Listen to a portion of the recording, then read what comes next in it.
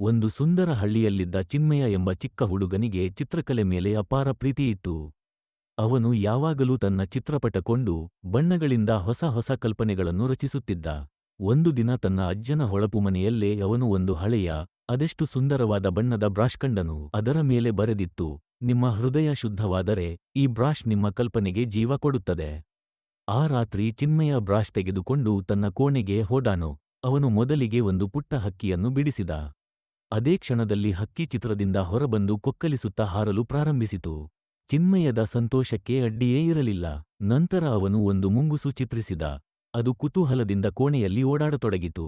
ಚಿನ್ಮಯ ಅವನ magic brush ಮೂಲಕ ತುಂಬಾ ವಿಭಿನ್ನವಾದ ಪ್ರಾಣಿಗಳನ್ನು ಮತ್ತು ಆಟದ ವಸ್ತುಗಳನ್ನು ರಚಿಸಿ ತನ್ನ ಹಳ್ಳಿಯ ಮಕ್ಕಳೊಂದಿಗೆ ಹಂಚಿಕೊಳ್ಳುತ್ತಿದ್ದ.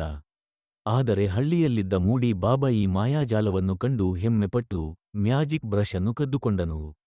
ಆದರೆ ಅವನ ಹೃದಯದಲ್ಲಿ ಸ್ವಾರ್ಥ ಮತ್ತು ಲೋಭ ಇತ್ತು. ಅವನು ಮಾಡಿದ ಚಿತ್ರಗಳು ಅಷ್ಟು ಅಪಾಯಕಾರಿ ಜೀವಿಗಳಾಗಿ ಅವನ ಮನೆ ಭಯಾನಕ ಸ್ಥಳವಾಯಿತು. ಚಿನ್ಮಯ ಅಲ್ಲಿಗೆ ಬಂದು ತನ್ನ ಸೌಮ್ಯತೆ ಮತ್ತು ಸ್ನೇಹದಿಂದ ಎಲ್ಲಾ ಸಮಸ್ಯೆಗಳನ್ನು ಪರಿಹರಿಸಿದನು. ಮೂಡಿ ಬಾಬಾ ಕ್ಷಮೆ ಕೇಳಿದನು. ಚಿನ್ಮಯ ಅವನನ್ನು ಸಹಿಸಿಬಿಟ್ಟನು ಮತ್ತು ಹಳ್ಳಿಯ ಎಲ್ಲಾ ಮಕ್ಕಳೊಂದಿಗೆ ಹೊಸ ಕಲ್ಪನೆಗಳನ್ನು ಹಂಚಿಕೊಳ್ಳಲು ಮುಂದುವರಿದನು. ಹಳ್ಳಿ ಹಿಗ್ಗಿತು, ಮಕ್ಕಳು ನಕ್ಕರು, ಕಲ್ಪನೆಗೆ ಜೀವ ದೊರೆಯಿತು.